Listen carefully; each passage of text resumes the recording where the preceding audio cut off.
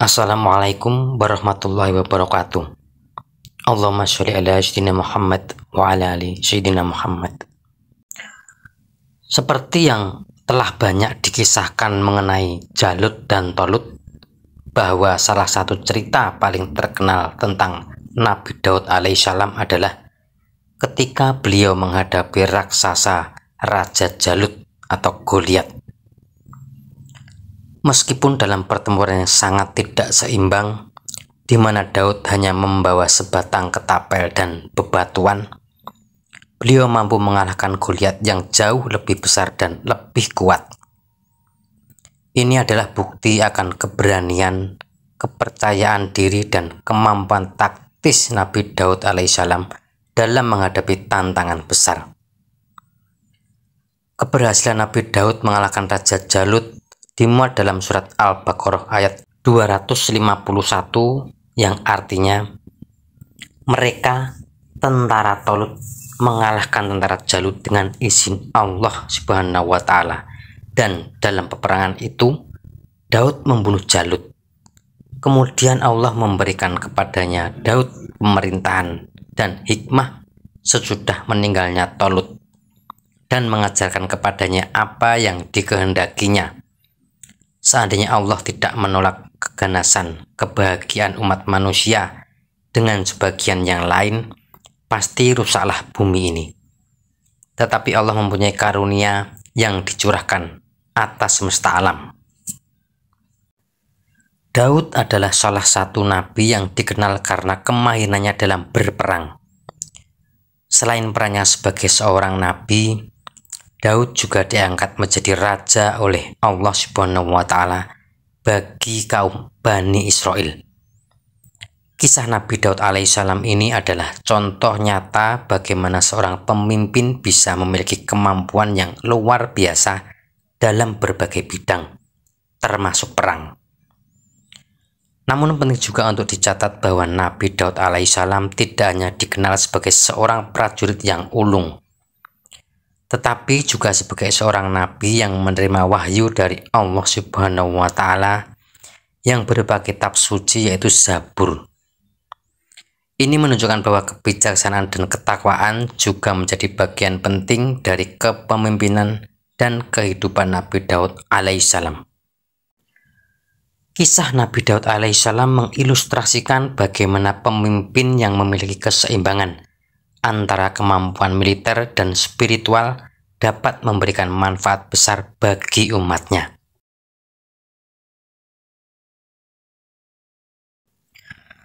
Raja Tolut yang terkenal dengan kecerdikannya dalam berperang memulai pemerintahannya sebagai pemimpin pertama bagi kaum Bani Israel setelah berhasil mengalahkan Raja Jalut atau Goliat. Setelah perang usai dan terbunuhnya Raja Jalut, berdasarkan janji Talut sebelum perang dimulai, bahwa siapapun yang berhasil membunuh Raja Jalut akan dinikahkan dengan putrinya dan akan diberikan setengah kepemimpinan kerajaan Bani Israel sebagai hadiah. Setelah melihat kepiawaian Daud dalam berperang dan saat usianya telah dewasa, Raja Tolut mengangkat Daud menjadi panglima perang dan menikahkan salah satu anak perempuannya yang bernama Mikal dengannya. Tolut juga memberikan separuh kepemimpinan kerajaan sesuai janjinya. Ini adalah tanda penghargaan terhadap kehebatan dan keberanian Daud dalam pertempuran. Selain itu, Daud juga diangkat sebagai tangan kanan dan penasihat Raja Tolut. Daud sangat disayang mertuanya, yaitu Raja Tolut. Daud juga dihormati dan disegani rakyat Bani Israel, bahkan oleh bangsa-bangsa di sekitarnya, karena jasanya yang telah mengangkat martabat bangsa Bani Israel dan keberaniannya mengalahkan Raja Jalut.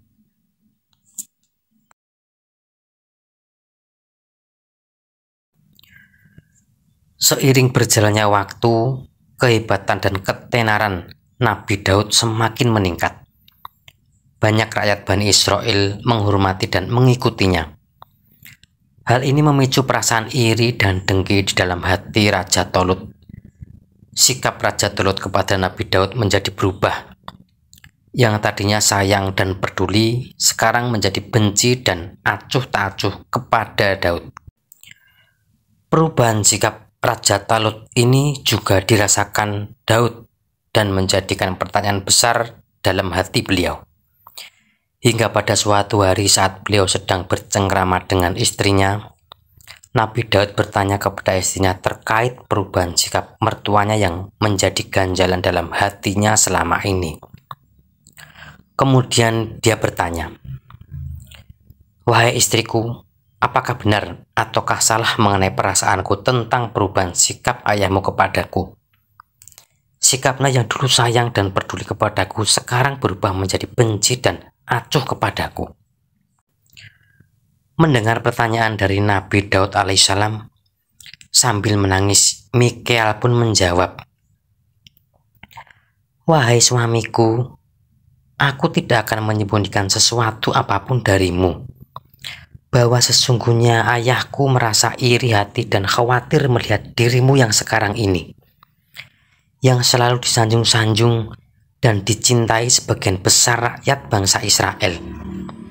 Mereka juga menganggapmu sebagai pahlawan bagi mereka. Beliau khawatir pengaruh beliau akan terkikis karena ketenaranmu, wahai suamiku. Dan beliau khawatir engkau akan merebut tahta dan kedudukannya," jawab Mikhael. "Sebenarnya aku juga tahu bahwa ayahku mempunyai rencana untuk melenyapkan engkau, wahai suamiku. Sebaiknya mulai sekarang engkau harus lebih waspada dan selalu berhati-hati dimanapun engkau berada," lanjut Mikhael. Mendengar penjelasan istri beliau, Nabi Daud merasa heran. Pasalnya selama ini Nabi Daud sudah dengan sungguh-sungguh setia dan jujur membela kekuasaan Raja Tolut. Keesokan harinya Nabi Daud dipanggil oleh sang raja. Beliau mendapat perintah dari sang raja untuk menyerang bangsa Kan'an yang membuat sang raja risau karena negeri Kan'an begitu kuat dan begitu besar. Lalu Tolut berkata, "Hai Daud, aku mendengar bahwa bangsa Kan'an akan menyerang negara kita. Sekarang juga aku perintahkan engkau untuk menyerang bangsa Kan'an. Berangkatlah sekarang dan janganlah kembali sebelum engkau meraih kemenangan ataupun dengan kematianmu dan semua anak buahmu," kata Tolut. Di balik perintah ini, Raja Tolut ternyata mempunyai rencana jahat yang bertujuan untuk melenyapkan Nabi Daud alaihissalam dan untuk menghilangkan ancaman bangsa Kan'an yang saat itu merupakan negara yang sangat besar dan kuat. Karena Tolut yakin bahwa di peperangan kali ini Nabi Daud dapat dipastikan akan kalah dan tewas di medan pertempuran. Namun sesungguhnya Nabi Daud sadar dengan niat jahat Raja Tolut ini.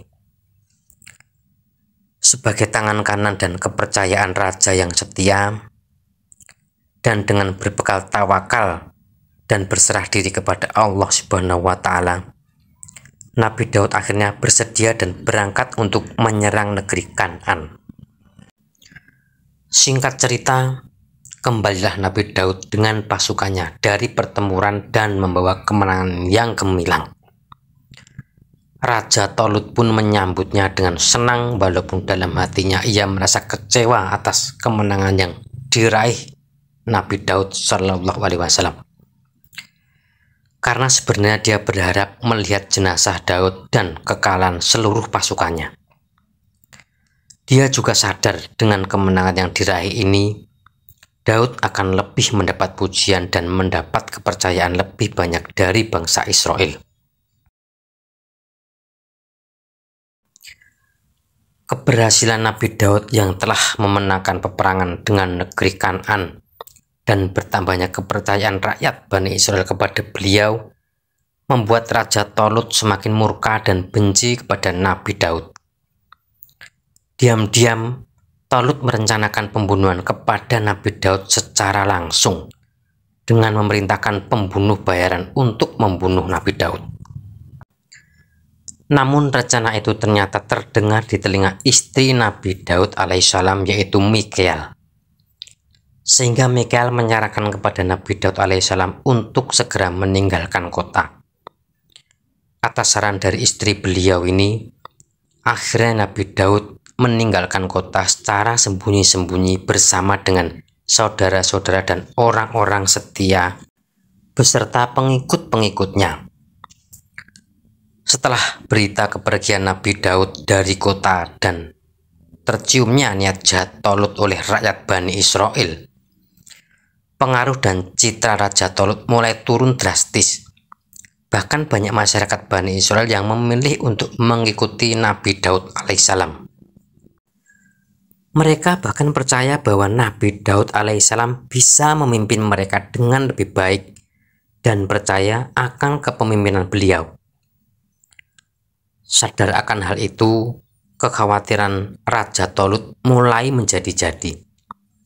Ia memerintahkan kepada pasukannya untuk membunuh siapa saja yang menentang perintahnya, termasuk para ulama-ulama yang tidak bersalah.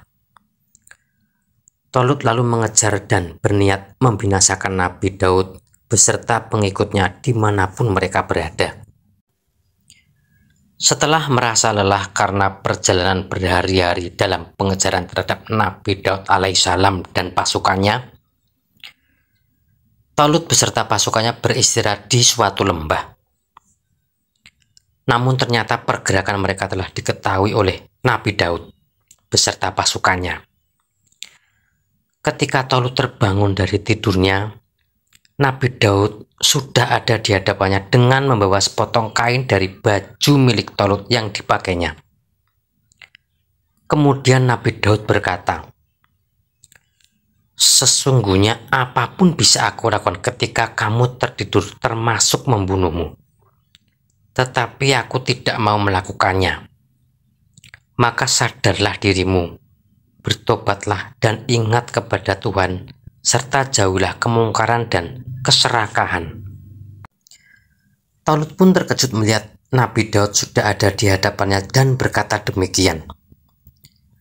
Kemudian Tolut pun menjawab, "Sungguh engkau seorang pemimpin yang adil dan lebih baik daripada aku, wahai Daud. Engkau memang seorang pemimpin yang berjiwa besar dan aku mengakui kesalahanku." Hal ini menunjukkan kepada Tolut bahwa pasukannya yang begitu besar tidak bisa melindunginya dari kematian bila Allah Subhanahu wa Ta'ala menghendakinya. Setelah kejadian ini, Tolut akhirnya sadar bahwa ia telah melakukan banyak dosa, membunuh banyak ulama, dan juga merasa bersalah telah merencanakan pembunuhan terhadap Nabi Daud alaihissalam yang telah benar-benar setia kepadanya. Kemudian Tolut pun sadar bahwa sebenarnya semua yang dialaminya merupakan rahmat dan kehendak Allah Subhanahu wa Ta'ala semata, termasuk Nabi Daud yang telah membantunya dalam mengalahkan Raja Jalut atau Goliat, dan sadar bahwa Daud merupakan utusan Allah Subhanahu wa Ta'ala untuk menjadi pemimpin bagi kaumnya, yaitu Bani Israel. Kemudian untuk menebus semua kesalahan dan dosa-dosanya kepada Allah Subhanahu wa Ta'ala, Raja Tolut melepaskan semua tahta dan kekuasaannya. Lalu beliau meninggalkan kota dan melakukan perjalanan jauh mengelilingi dunia hingga akhir hayatnya. Setelah wafatnya Raja Tolut, para pembesar kerajaan dan masyarakat Bani Israel sepakat menjadikan dan mengangkat Nabi Daud alaihissalam sebagai raja mereka. Selama masa kepemimpinannya, Nabi Daud alaihissalam berjuang untuk menegakkan serta menyebarkan agama Allah Subhanahu wa Ta'ala ke seluruh penjuru negeri dan sekitarnya.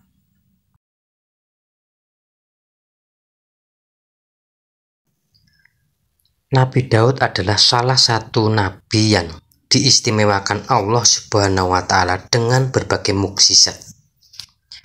Salah satu mukjizat dari Allah Subhanahu wa Ta'ala kepada Nabi Daud alaihissalam adalah dengan memberikan kemampuan kepadanya untuk berkomunikasi dengan alam semesta.